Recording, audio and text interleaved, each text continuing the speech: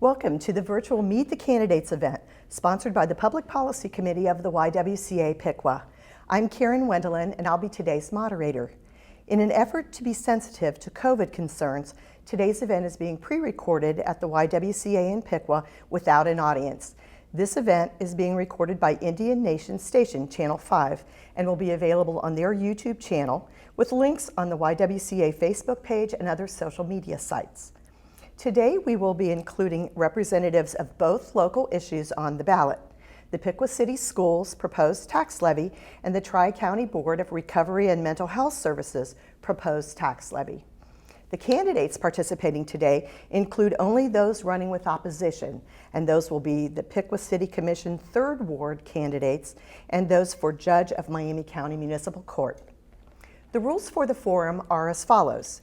Issue representatives will be given 3 minutes each to present the issue, and they will not be asked questions. All the candidates for City Commission and Municipal Court Judge will be given 2 minutes for opening remarks. Next, each will be asked 2 questions and have a minute to answer each question. And finally, they'll each have 1 minute for closing comments. In the interest of fairness, time limits will be strictly enforced. Our YWCA timekeeper will hold up a sign when the speaker has 30 seconds remaining. A bell will sound as time expires. We ask the speakers to please adhere to time limits. We will begin today by hearing from those representing the issues before Piqua voters. We welcome Brad Reed, Public Information Officer of the Tri-County Board of Recovery and Mental Health Services. Thank you to the Piqua YWCA for providing this forum.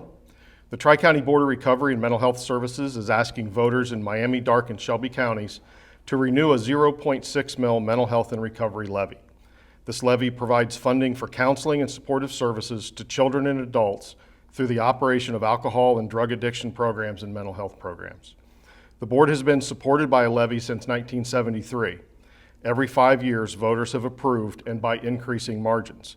2 of 3 voters in 2016 supported the levy. Never in the 53-year history of the Tri-County Board has the levy been more important.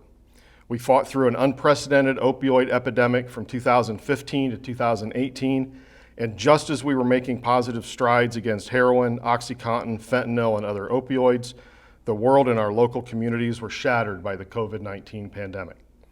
The full long-term effects of the pandemic and the accompanying economic and social impacts may not be known for years or decades, but this much is clear. Individuals, families, businesses, and institutions have been hurt. Depression and anxiety have doubled. Drug overdoses have spiked. And mental health and recovery agencies are facing the same workforce challenges as retail, hospitality, education, healthcare, and manufacturing. Not all is doom and gloom. The pandemic accelerated investments in telehealth and mobile workforces. The Tri-County Board and its contracted provider agencies continue to seek additional funding streams for modernizing and mobilizing behavioral health services, finding new ways to meet the need where people live and work. The Tri-County Board engages with schools throughout the 3-county service area to incorporate best practice, evidence-based programming for prevention and wellness. Schools are embedding mental health and prevention practitioners in their buildings, meeting children where they learn and families where they live. The Tri-County Board does not ask for your support lightly. We appreciate every vote in support of the renewal. We calculate the financial impact at less than $20 per year or 5 cents per day for a typical homeowner. This small investment accounts for 30 cents of every dollar available to the board to continue to address local priorities. Mental illness is common and its impacts are significant in terms of lost productivity, absenteeism, health complications, and quality of life. But treatment works, people recovery, and recovery is beautiful. For more information about the 0.6 mil renewal, go to yesformentalhealth.com. Thank you for your continued support of the Mental Health and Recovery Levy. Next, we will hear from Dwayne Thompson, Superintendent of Piqua City Schools. Thank you. Hi, I'm Dwayne Thompson, the Superintendent of Piqua City Schools, and I would like to thank the YWCA for providing us with this opportunity to share information about our school levy. First and foremost, it's important for me to share that this levy is not new or additional money for the school district. As a result, this levy will not increase your taxes. This is a substitute levy for the emergency levy that was originally passed in 2003, then graciously supported by our community in 2008, 2013, and 2017, all with 0 increases in your taxes. This passage of the levy is vital to our fiscal health and our ability to educate the students that we serve. Despite higher operating expenses over time, the district continues to manage a fiscally sound budget, operating in the black for 14 years now.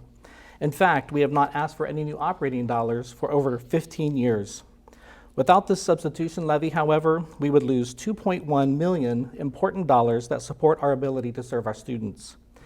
Funds from this levy provide us with operating dollars to fund teacher and staff salaries for the services that they provide our students, instructional resources, extracurricular programs, field trips, technology, transportation costs, and utility costs for our facilities.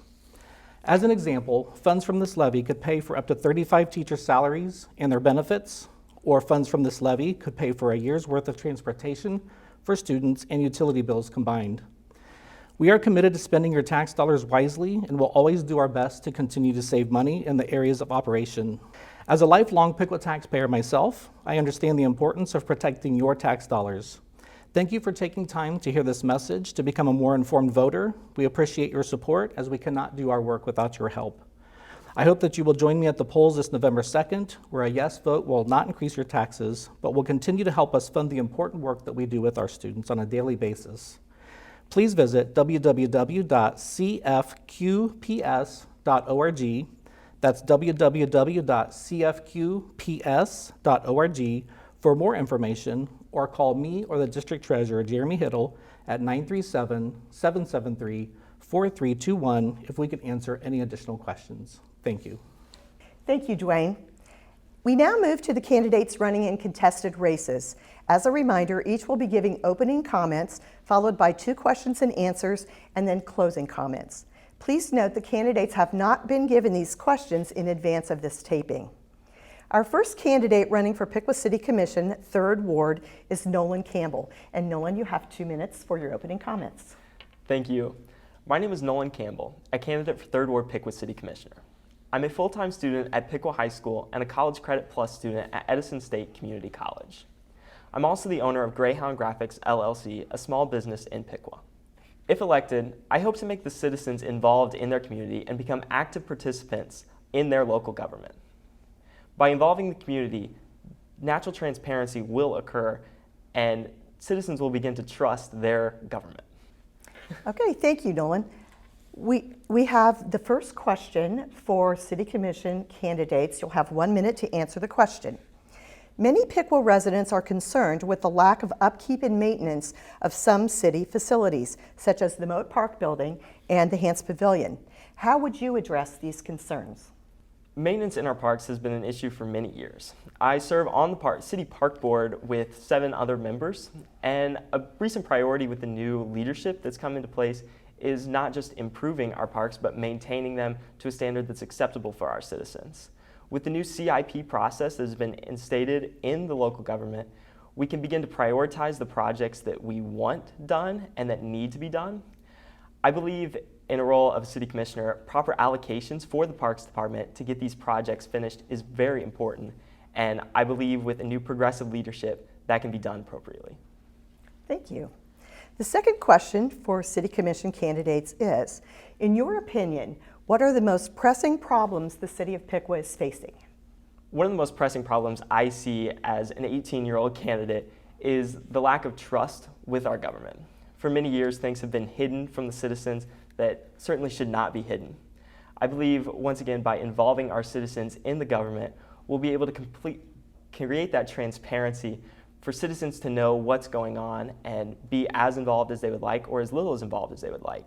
And we should be telling our citizens why their utility rates are so high and what we can do to fix that, and not just giving them a bland answer.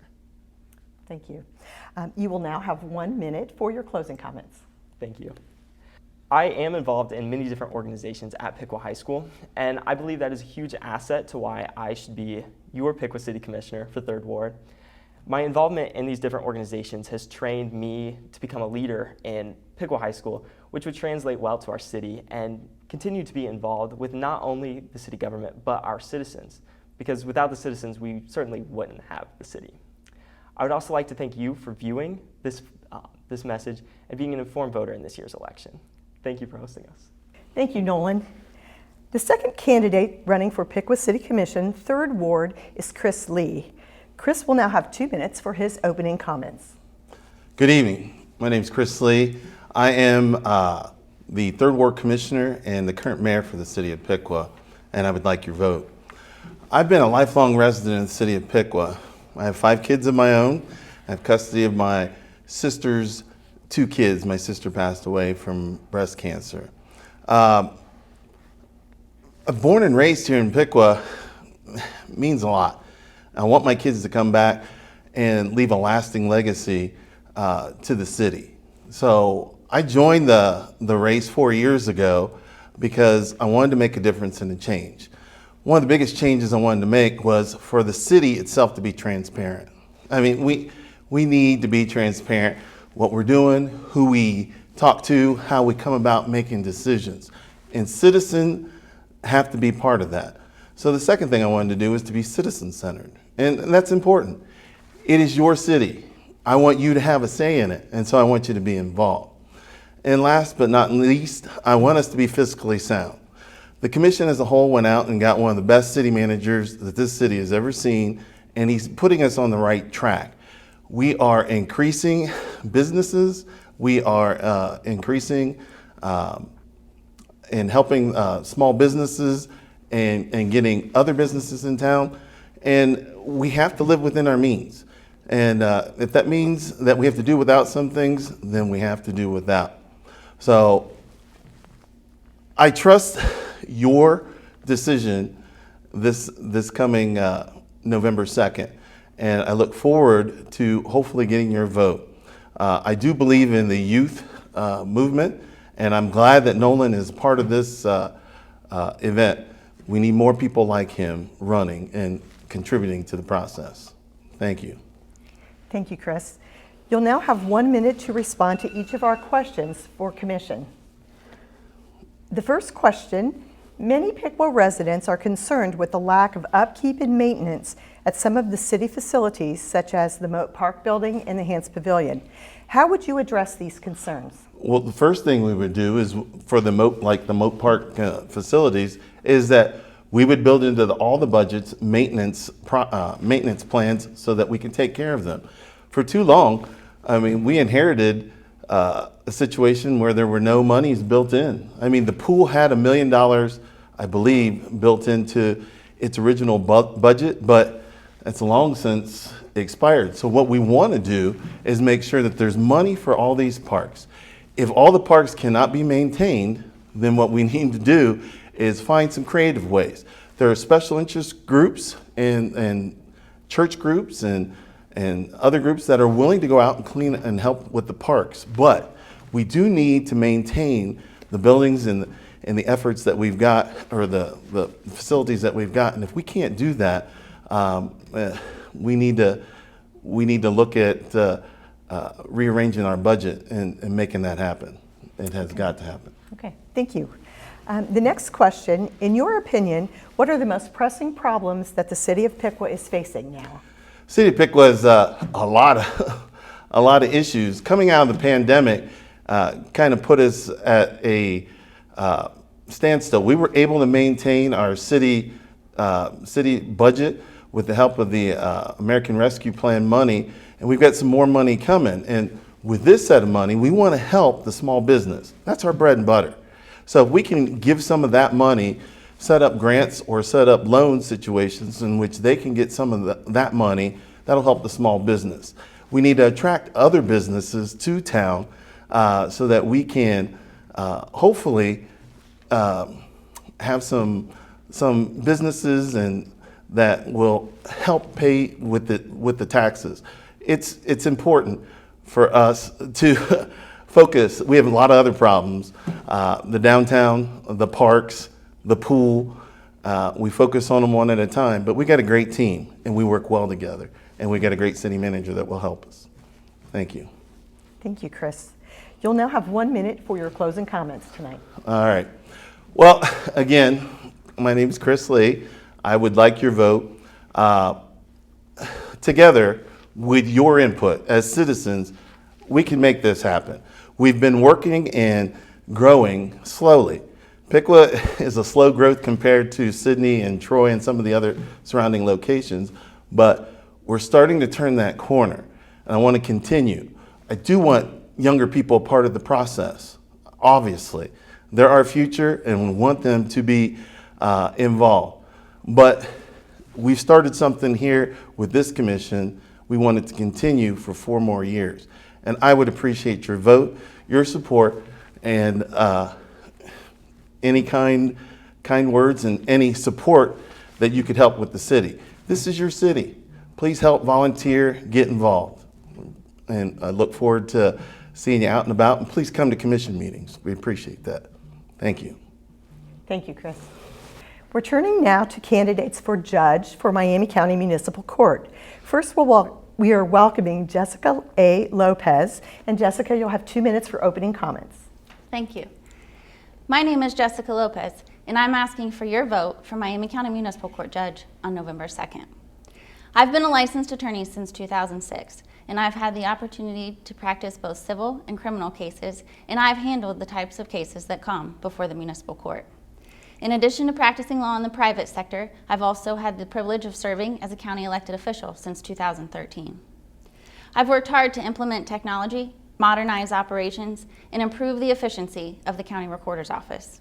We've offered e-services as well as digital access to public records. One digitization project alone saved Miami County taxpayers an estimated $700,000. I hope to bring these opportunities to the Miami County Municipal Court. I am passionate about implementing a Veterans Court docket. These specialized dockets give courts the opportunity to address many of the underlying issues that can lead veterans to become involved in the criminal justice system.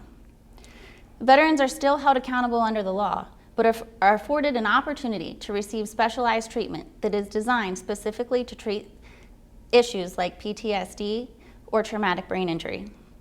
These dockets can be implemented at little to no cost to the county, and they offer us an opportunity to serve those who have served us. You can learn more about me by visiting lopezforjudge.com or at Facebook at lopezforjudge.com.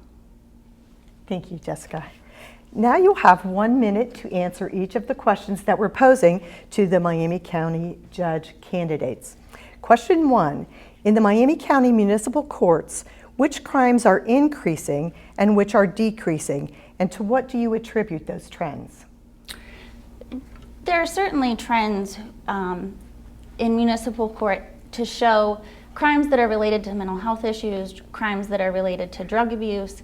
We certainly have challenges that we still face due to the opioid epidemic. Talking to recovery and health services in Miami County, it's not just our drug abuse and our opioid epidemic that's plaguing our communities, but it's also alcohol. It's also alcohol-related crimes. Municipal court has the opportunity to become a community partner, to work with leaders in the community to address those issues, to find community-based solutions that still work to hold individuals accountable under the law, but also find solutions to help treatment and to help those individuals address the underlying circumstances. Okay, thank you. The second question for each candidate running for judge, about which segment of the law are you most passionate, and how does that enhance your own qualifications for the position on the Miami County Municipal Court? I'm passionate about the parts of the law that impact our communities. We have that can be attributed to so many different areas, and I think the criminal law section of the code really looks to that in a lot of ways. We first need to make sure that our communities are safe. We need to make sure that individuals who commit crimes are held accountable under the law. We need to make sure that we address drug issues, crime related to drugs, eliminate those issues, again, to keep our communities safe, because that is our first priority. Okay, thank you. You will now have 1 minute for your closing comments. I am committed to making Miami County a great place to live, work, and raise a family. I'm a member of the Optimist Club, Rotary, the Miami County Bar Association, the Ohio Bar Association, the Joanne Davidson Leadership Institute, and I volunteer for my church and for the schools in my community. In recognition of my volunteer efforts in working county government, I was given the Dayton Business Journal Top 40 Under 40 Award in 2021. I was also elected to serve as president of the Ohio Recorders Association in 2019, and at the end of my term was given the Gold Quill Award, which is the highest honor a county recorder can receive in recognition of their contributions to recorders' offices and county government. I'm also proud of the working relationships that I've developed with other fellow elected officials. Miami County faces challenges brought on by the opioid epidemic, as well as struggles with mental health and substance abuse. It is vital that courts work with other leaders to find community-based solutions to help keep our communities safe. I will work hard to lead Miami County into the future. Thank you, Jessica. All right, thank you. Next, we will hear from Gary A. Nasal, candidate for municipal court judge. Gary, you'll have 2 minutes for your opening comments. Thank you. I'm Miami County Municipal Court Judge Gary Nasal. I was born and raised in Miami County, and I share the values and sense of community that make Miami County such a great place to live, work, and raise a family. I began my legal career in the private practice with a multi-level civil litigation practice. And during that time, I also served as assistant municipal court prosecutor, assistant Troy City law director for the village of Covington. And in 1995, I was appointed county prosecutor, where I served for 18 years. The county prosecutor is responsible not only for prosecuting all felonies, but is the civil representative for all county officials, boards, and agencies. I've tried everything from parking tickets to aggravated murder cases. I was appointed to and then elected to the Miami County Municipal Court Judgeship in 2013. I'm in my 9th year in that position now. I've handled thousands of cases during that time. I've led the court in establishing a state-of-the-art technology program, a statewide recognized drug court, and our probation department was named #2 in the state out of all probation programs in 2019. I've done all that while maintaining a responsible budget and a frugal budget. I tell you this not to impress you with the number of things that I've done, but because first and foremost the job of a judge is to do justice. And I submit to you that the only way that we can truly do justice is to bring to bear all of these qualifications and experiences in the decision-making process. If you compare my qualifications and experience with that of my opponent, I think you'll agree that I'm best suited to be your next and continuing municipal court judge. And that if you had a case in Miami County Municipal Court, you'd feel most comfortable with me in the position of doing justice for you. I ask you to continue your support for me and to vote for me on November 2nd. Thank you very much. Thank you. Gary, you will have 1 minute to respond to each of the questions that we're asking of the municipal court judge candidates. Question number 1.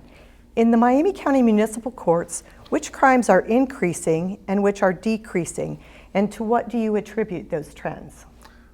The crimes that are increasing and has been the trend for some period of time is drug-related offenses. Everything that 80 to 90% of what we do is related to the drug addiction problem. Your property crimes, many of your offenses of violence, and all the thefts, burglaries, and that type of thing. The cheap availability of methamphetamine and fentanyl makes the drug problem by far the most difficult that we deal with, and it's one that we struggle with every day. We continue to look for new modalities of treatment, new programming, and without losing sight of the personal responsibility component that is an important part of the drug addiction crisis. Thank you. Our second question for the candidates for judge: about which segment of the law are you the most passionate, and how does that enhance your own qualifications for the position of Miami County Municipal Court Judge? I'm most focused on the segment of the law that has to do with public safety.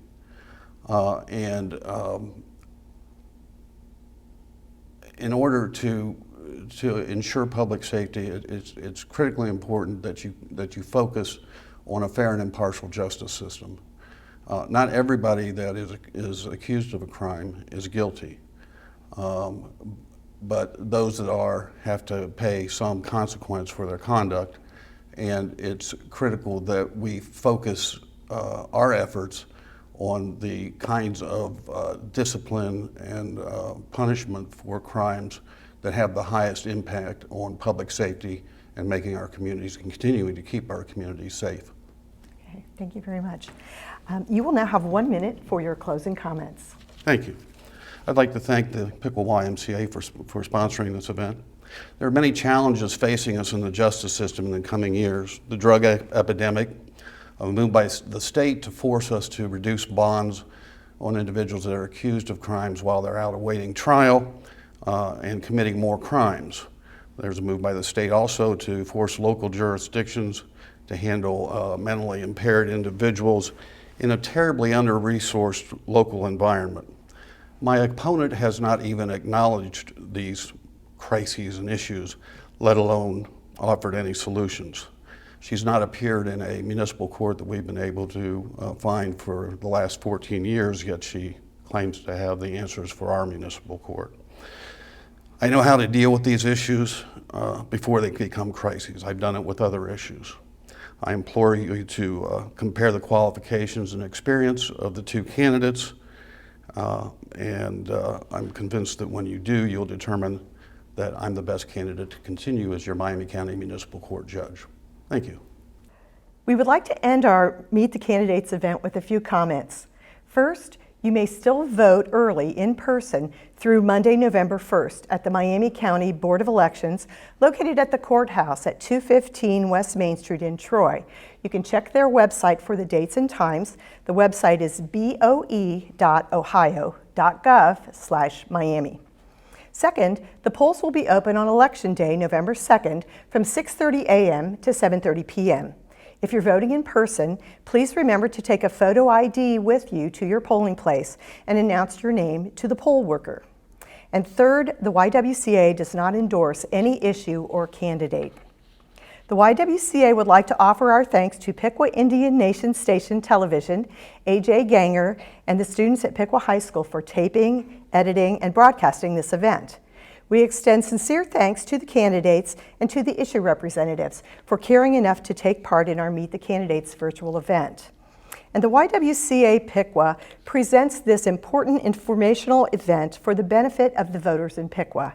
We stress the importance of voting and of being informed voters. So whether you vote early or by mail or on Election Day, be sure to cast your vote. It's your right and your responsibility. Thank you very much.